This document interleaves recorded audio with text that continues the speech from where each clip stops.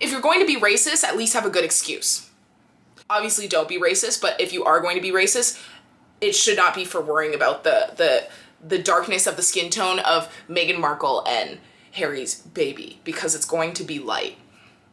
So you look dumb. You wasted that bout of racism. You could have saved it for something that made sense. Hello, beautiful people, and welcome back to my channel. My name's Kira. Subscribe if you're new, and without further ado, let's get into today's video.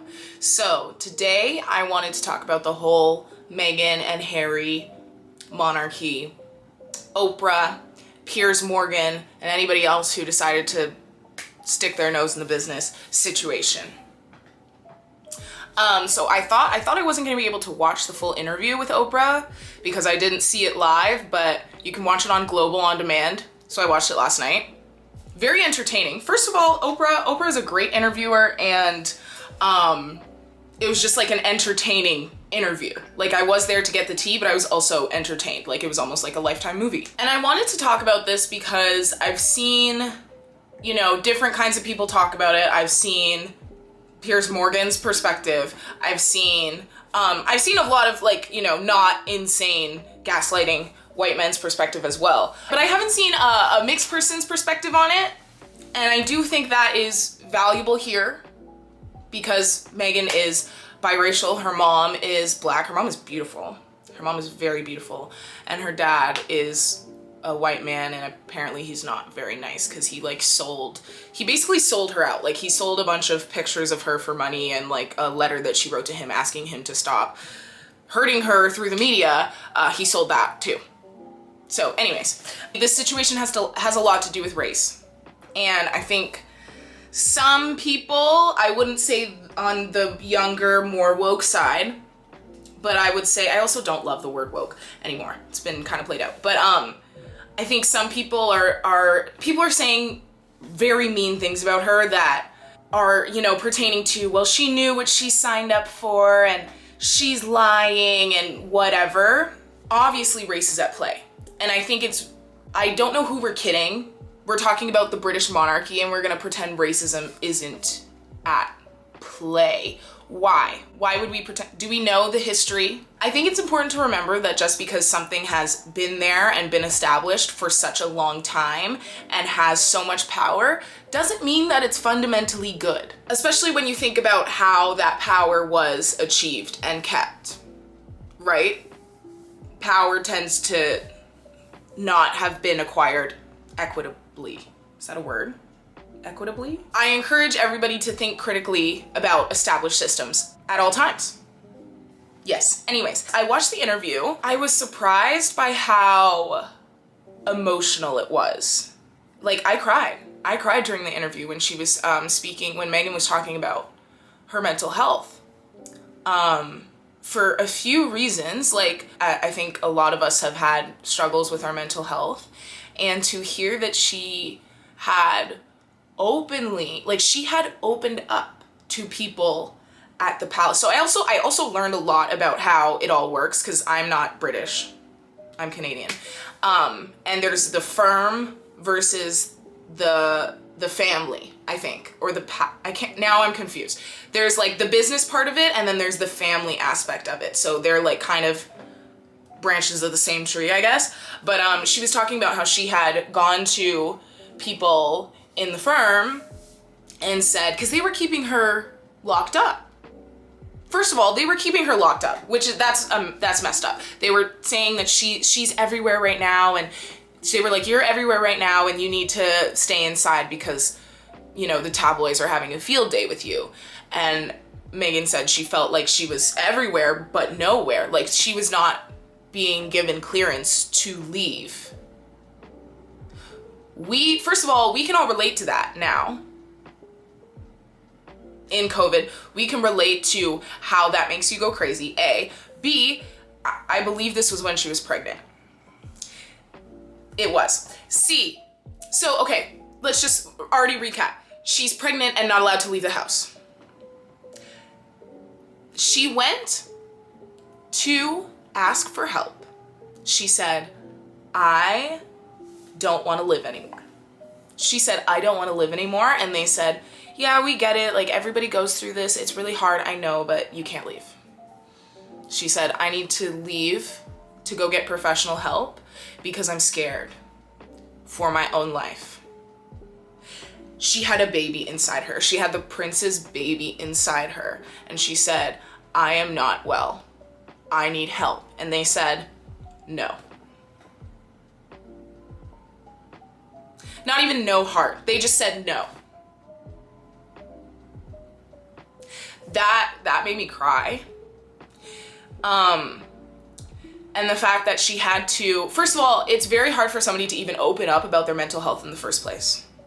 And for her to do that and then to be rejected and denied. And when they're saying that to her, they're not just saying no, right? They're saying your life isn't important to us, and your child, the prince's son, his life also isn't that important to us.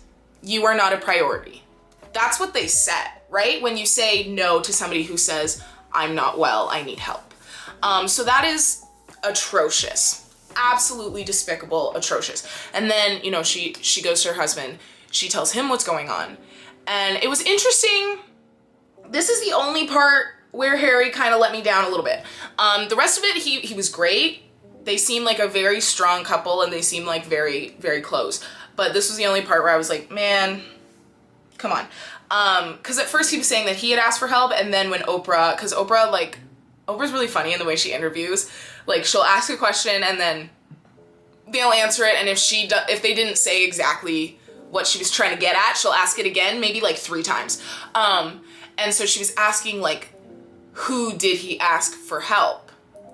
And he said, no one, because he said no one in his family would, like, understand, and he felt embarrassed. And while I do understand, sort of, if your wife and baby's life is on the line, I think that can trump embarrassment. But also, I'm sure that honestly him asking for help from his family probably wouldn't have done much anyway, and maybe he was just feeling that vibe. I don't know. Yeah, it was interesting because he kind of said he asked for help, and then he was like, actually I didn't. For the people who did not believe Meghan when she opened up about her mental health and saying there was a point in her life where she didn't want to live anymore, my question for those people is, why are you so dedicated to discrediting every and anything a Black woman says at all times? And what does she have to gain from saying that she wanted to die? Is that cool? Like, does that elevate her status in some way? I'm so confused. What does she gain from saying she wanted to die? There's no reason for her to lie about that. Even, like, there's even the reverse. Like, Harry even said he was embarrassed to admit it. That is something that is really hard for people to admit. So I just am so baffled that somebody can live in this world, and, like, you would think that people would know that it's hard to admit that she would want to kill herself. And then for her to find the courage to do that, and then for people to actively be like, well, she's lying.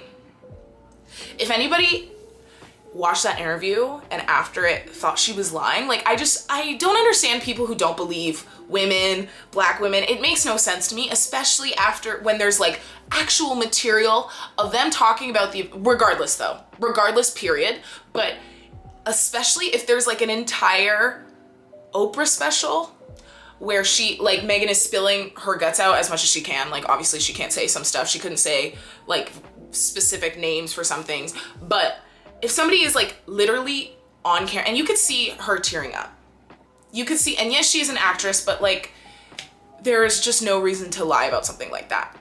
And there's also no reason to lie about racism. When was the last time somebody lied about racism? Like, are there a lot of instances of people lying about racism? Like, for real though. I know there's a lot of instances of white people saying that Black people are accusing them of racism, and white people being like, I'm not racist. I personally have never seen somebody call racism where there wasn't racism. That's all I'm gonna say. I've seen people deny racism where there was racism, but I've never seen there actually be no racism in a situation like that. Do you know what I'm saying? You see tons of white people gaslighting black people, but I've never seen a situation like that in where the black person was in the wrong and there was no racism. Racism is kind of the default. It's expected, especially if you're talking about the monarchy. Why wouldn't there be racism? It's more, like my question to you is more, what made you think that the British monarchy wasn't racist? In what world does that make sense? Are you awake? Are you perceiving? Like, it is very, very, very likely. It is more than likely, almost certain, that there would be, like, it just doesn't make sense. Of course she's going to experience racism. And it's interesting because some people are saying, you know, she's white passing, which, like, my whole thing with the white passing thing is a lot of times it's only black people who are calling people white passing, and it's like you have to take into consideration where your notch is on the dial of perception of skin color. Does that make sense? So if I am in the middle, my perception is like, okay, I have people on both sides. But if your perception is, if you're dark skinned, then most people are gonna look like to you. And you're more likely to think someone is white passing, but you have to understand that there's people over here that see a tint in her skin and they're gonna look at her as blackity black, black, black. Do you know what I'm saying? In which case she's not white passing because of the context of the world and how they're seeing her, right? So yes, she is very, very light, but I do think that regardless if you didn't know who she was, if you saw her on the street, a lot of white people would think well, the thing is she does straighten her hair. I don't know what her natural hair looks like, so that obviously makes her look more white passing, but you can tell she's not white in my opinion when you look at her. But I also do think that a lot of white people will probably think she was black. That's in my experience as someone who has kind of sort of been in her position. I think I look a little bit more, but I also don't straighten my hair. Anyway, but the thing is she can't, regardless of if you think she looks white passing or not, she can't escape her blackness because everybody knows who she is. Everybody, like, people have seen her mom. You can't, if you're famous and people know your identity, you can't escape blackness. She's always gonna be associated. There's pictures of her, the queen, and her mom, and you can tell that she's black. Do you know what I'm saying? So the white passing thing doesn't work here because we know who she is and we know that she is black. She is biracial black, which is a term I found recently. I heard somebody saying like biracial black because you need to specify the blackness, because you can be biracial, not white and black. You could be white and Asian, you could be, you know, a bunch of different things, but it's the blackness that is affecting her in this situation. So it's important to specify biracial black. And I think that makes a lot of sense, and I like that, and that's how I'm gonna identify myself moving forward. But she is experiencing, and she was experiencing this whole time, which we saw from the beginning. We saw from the beginning that they were gonna take this at such a racial angle, and I don't wanna say I was shocked, but I was a little bit like baffled by how far they were taking it, especially considering how light she is. And that just goes to show you, like, England is racist, y'all. I don't know who made you think that that wasn't a possibility, but it's like really, really in the water. And because they were really, I remember they were painting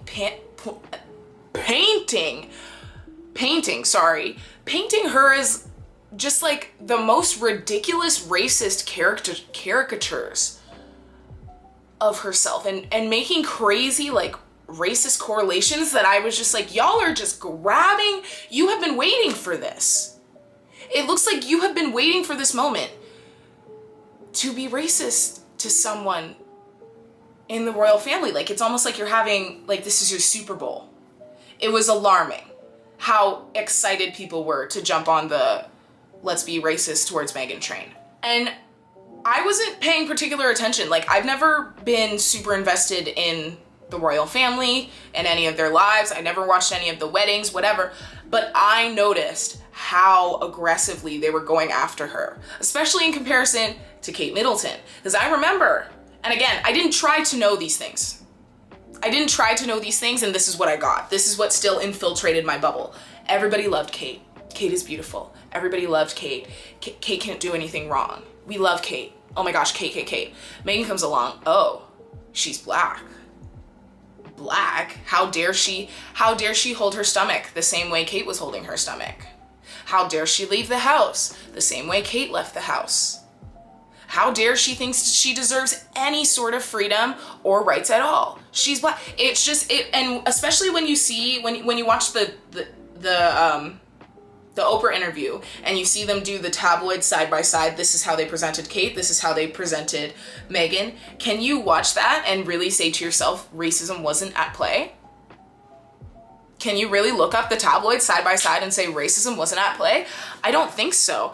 And what was so funny to me is they were talking about how somebody in the family was concerned with how dark their child would be, which is ridiculous because she is so light. The child is probably going to grow up to look very, very white passing. So the fact that this was even an issue, y'all look dumb. Like you thought the baby would come out dark skin? You looked at Meghan and said, I don't know, I don't understand her skin, and I don't know, she's black, who knows what could happen? God forbid, we gotta prepare for the worst, the darkest. You look so dumb. And you just look so dumb. So dumb. That made me like really frown. I was like, they thought the baby would come out dark. It's just like, if you're going to be racist, at least have a good excuse. Obviously don't be racist, but if you are going to be racist, it should not be for worrying about the darkness of the skin tone of Meghan Markle and Harry's baby, because it's going to be light. So you look dumb. You wasted that bout of racism. You could have saved it for something that made sense. And like Oprah was trying to get them to say names, and I understand what, like, I don't think that's really a name you can say. Like, I mean, I guess you could, but it's just like, I think people have to understand, and they were even saying that on Meghan was even saying that. She was like, I kind of just was thinking of them as a famous family, but it's way, way different. Like, there's such strong roots. Like, this is the royal family. This isn't the Kardashians. Do you know what I'm saying? So because this is the royal family, it's not the Kardashians, they can't always just say, oh, this person said this really harmful racist thing.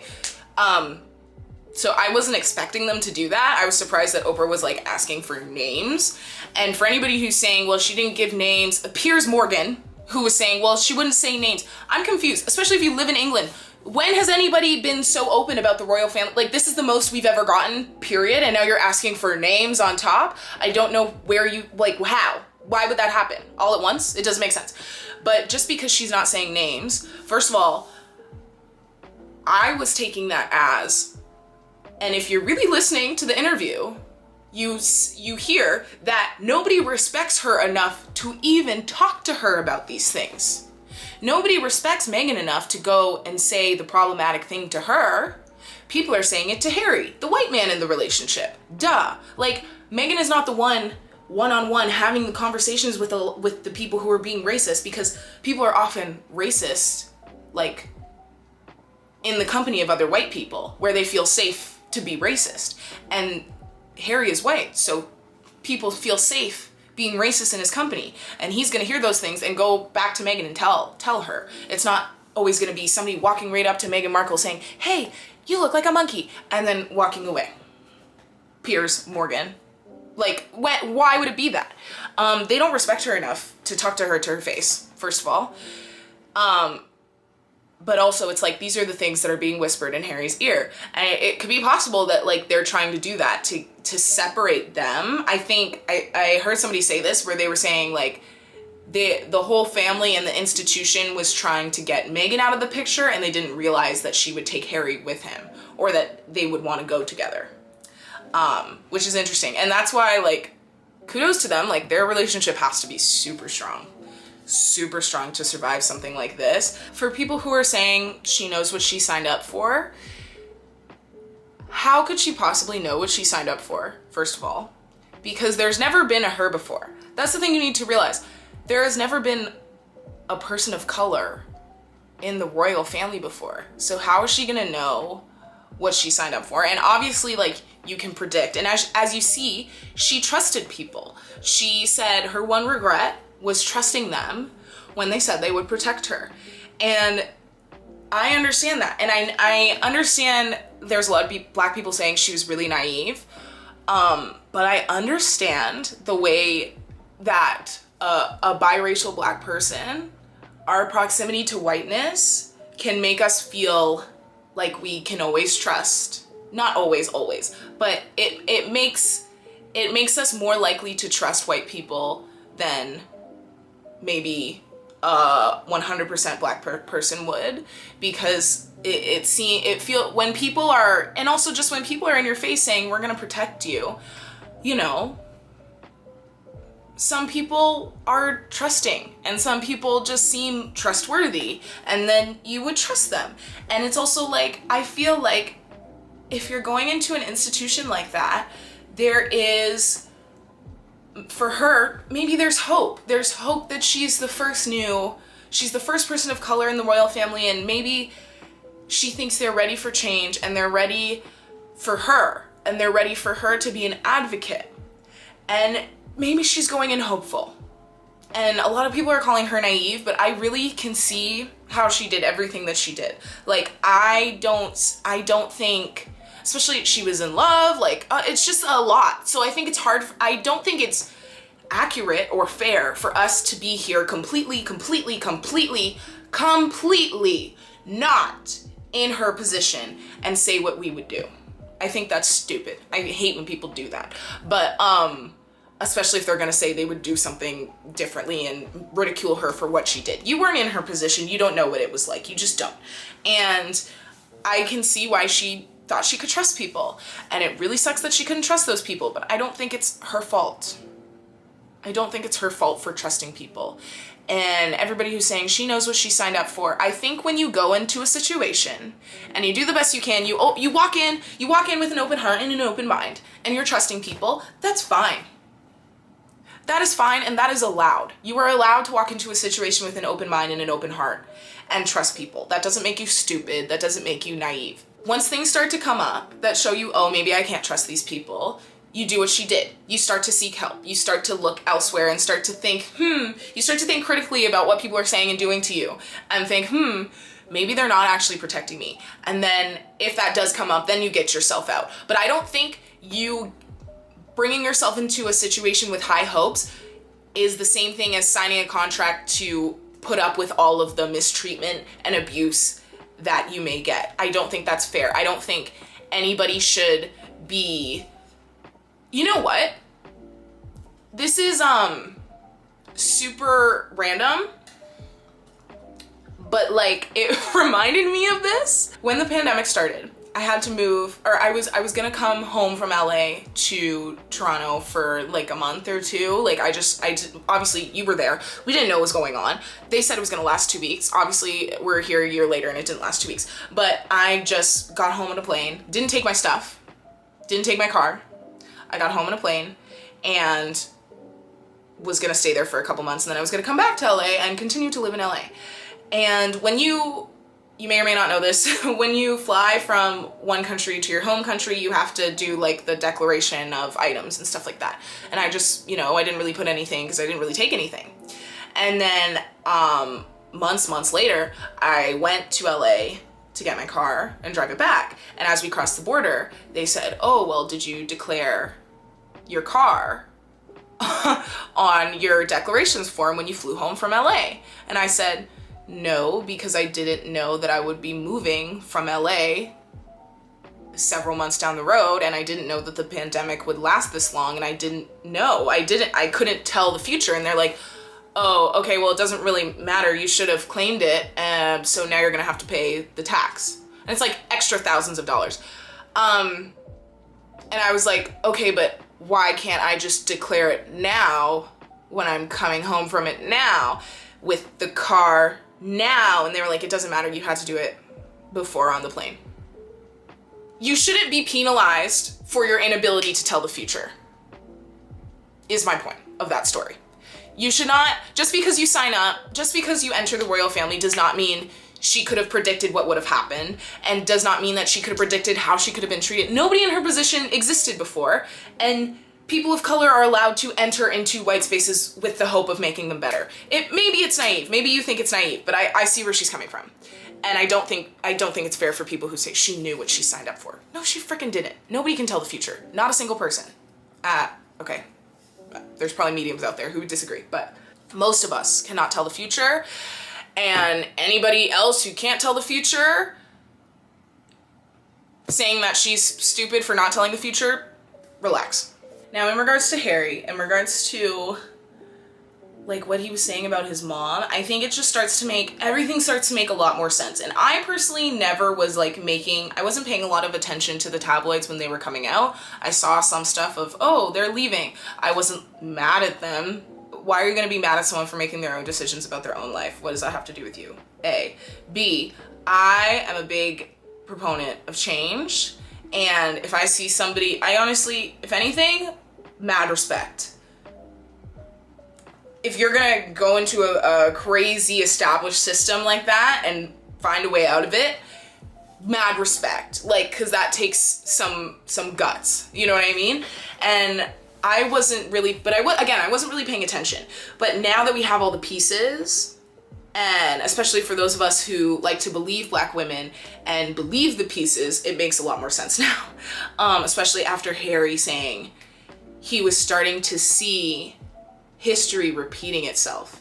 And he was starting to see that they were doing the same thing to his mom. They were doing the same thing to his wife that they had done to his mom. And his mom ended up dead. That is all I need to hear. Like, I get it now. It makes so much sense.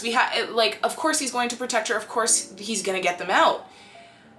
And I don't think you can blame him for that. I think that makes a lot of sense. And I think he started to see his wife just like deteriorating before his eyes and being very, very miserable and very, very sad and made to feel very, very small and insignificant.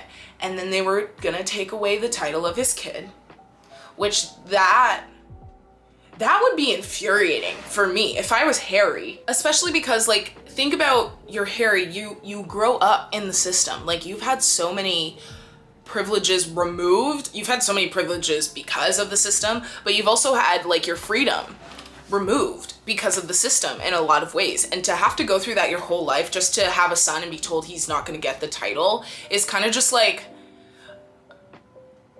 okay, like, it's just like, why would his son, it makes no sense. Like, his son would eventually be the prince anyway. Whatever. Racism. I think it's very clear. Like, I just think it's very clear what happened, and I don't understand. Let's talk about Piers Morgan. I'm not sure if he's still, I think he's like in the midst of his downfall right now. I literally saw a video today of Chelsea Handler talking to him saying, this is why you're in the middle of your downfall. Because he walked off TV the other day, and it was funny because he had made a tweet after he posted the video where he was just gaslighting a Black woman speaking about racism. After that happened, he tweeted about, I'll post a tweet here, something very white man, something very entitled, something very ignorant, is what the tweet was. And it basically was him saying he thinks he's invincible. And white men who think they're invincible are the most dangerous. And he needs to be off television and out of sight. I don't know a lot about Piers Morgan. I've never watched his show. I've probably seen, clips just because of the media, but I've never like intentionally gone to watch his stuff. But all I needed to know was seen in that clip of him interrupting that woman and saying, no, well, am I allowed to speak? Am I allowed to speak? Very much trying to make it look like that Black woman is aggressive. Oh, we've seen that before. Can you think of something new? Please. And then for after that happens to tweet, well, you couldn't get me fired last time and you can still complain, but just like all the other times, you won't be able to get me fired just like all the other times before. Because I'm invincible. That was, first of all, didn't age well, because turns out you're not invincible. Turns out it's getting to you. And turns out they received over well, this was a few days ago, they probably received way more now, but the network received like over 41,000 complaints about him because of what he was saying. So you're not invincible anymore. And the thing is now, the power dynamic is shifting. And I've been thinking about this over the past few days, not just because of Piers Morgan, but like because of a few different events and just the way the world is unfolding. There is a power dynamic shift where, because it used to be, oh, the people with the power, and obviously they still have a lot of power. The people in power still have power. That's why they're called the people in power. How many times can you say people in power? I feel like I'm beatboxing. Obviously they still have power. However, they now have a fear of the media. They have a fear of social media, not just tablets, right? Because that's something else. I don't have anything to do with that. But the media, like what people are saying about them online, is starting to wield some sort of power. And you're starting to see the people in power / sometimes oppressors, we can actually call them for some situations. These people are starting to have a fear of how they are going to be perceived and how the situation is going to be how it's going to reflect on them. And you see this in a few ways. You see this in, the way men will say, oh, well, I'm not trying to me too you, like, I don't want to, and obviously that is like, in a way, a mocking of the movement, but it also shows there's a layer of fear there now that wasn't before. It's a layer of, I maybe can't get away with this as easily as I used to be able to. And with Piers Morgan, he wasn't having that fear, right? In the tweet, you see he doesn't have any of that fear, but we checked him. That's really what is happening, is that the internet has checked him. And there is a fear now, whether or not he wants to admit it, and whether or not he's saying it, you can see it. You can see it in the way he's at. People who know they're right 100% don't walk off stage. He's losing. These people are starting to lose. And it's instilling a fear. And that is, that's powerful. It's a power to the people now. And obviously it's not. We're not liberated by any means fully. But from the powers that be.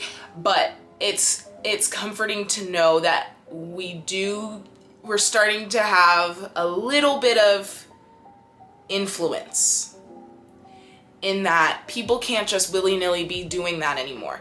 It's like the internet, and I really do think this is a lot after this summer, people's voices just, and again, that is like I really think there's greater things at play here in regards to all of us just getting louder, unapologetically speaking our minds, standing for what we believe in, uniting as a force, using media as a way to speak. And it's working. It's working. And I love to see that. I love to see that. And it's working because, this whole situation, like, I heard somebody else say this, that Meghan was saved by the media here. Like, Meghan was saved by Black women on the internet. And it's like, wow, that's a big deal. Like, that is a big deal. Making people know you can't actually do this anymore. You can't do this and we're just gonna sit here and let it happen. Like, we have a voice and we're gonna use it to get you checked or get you out. And that is great. That is amazing. And I hope that continues to build, because I think the power of Black women on the internet might make more change than law enforcement ever could. Partly because we're trying to change law enforcement.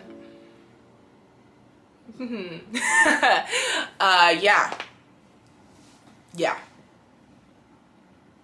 So I hope that he is, you know, gone.